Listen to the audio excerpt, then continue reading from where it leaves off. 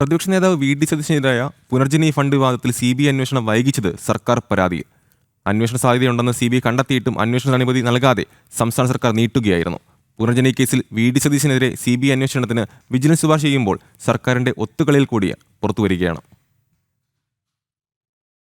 പൊതുപ്രവർത്തകരുടെ അഴിമതി പരിധിയിൽ വരുന്ന കേസിൽ CBI അന്വേഷണമാണ് അഭികാമ്യമെന്ന് സർക്കാരിന് വ്യക്തമായിട്ടും ഭരണ പ്രതിപക്ഷ ധാരണയിൽ പ്രതിപക്ഷ നേതാവ് വി.ഡി. സതീശനെതിരായ CBI അന്വേഷണത്തിനുള്ള സാധ്യതകൾ ഒഴിവാക്കുകയായിരുന്നു. 2018 പ്രളയബാധിതർക്കുള്ള ഭവന നിർമ്മാണ പദ്ധതിയായ പുനർജനിയുടെ പേരിൽ നിയമവിരുദ്ധമായി Paravur MLA V D. Satheesan fund പിരിച്ചുവെന്നാണ് കണ്ടെത്തൽ. ഇതു സംബന്ധിച്ച പരാതികൾ വിജിലൻസിനും EDക്കും CBIക്കും ലഭിച്ചിരുന്നു. പരാതി പരിശോധിച്ച് കേസിന്റെ വിശദാംശങ്ങൾ തേടി CBI വിജിലൻസ് ഡയറക്ടർക്ക് കത്തയച്ചെങ്കിലും മറുപടിയില്ലായിരുന്നു. വിദേശ നാണ്യവിനിമയ ചട്ടങ്ങളുടെ ലംഘനം നടന്ന കേസിൽ വിജിലൻസ് അന്വേഷണത്തിന് പരിമിതിയുണ്ട്.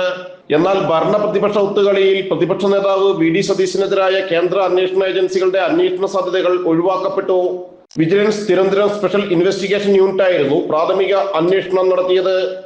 വിദേശ സംഭാവന നിയന്ത്രണ നിയമം ലംഘിച്ചും യാത്രാ ലക്ഷ്യം കേന്ദ്ര വിദേശകാര്യ മന്ത്രാലയത്തെ അറിയിച്ച് അനുമതി വാങ്ങാതെ പണപ്പിരിവിനായി സ്വകാര്യ വിദേശയാത്ര നടത്തിയെന്നുമുള്ള കാര്യങ്ങൾ ചൂണ്ടിക്കാട്ടിയാണ് വിജിലൻസ് ഇപ്പോൾ CBI അന്വേഷണത്തിന് ശുപാർശ ചെയ്തിരിക്കുന്നത്. FCRA നിയമത്തിലെ വിവിധ വകുപ്പുകളിൽ കേസ് CBIക്കും EDക്കും അന്വേഷിക്കാനാകും. ജനം, കൊച്ചി.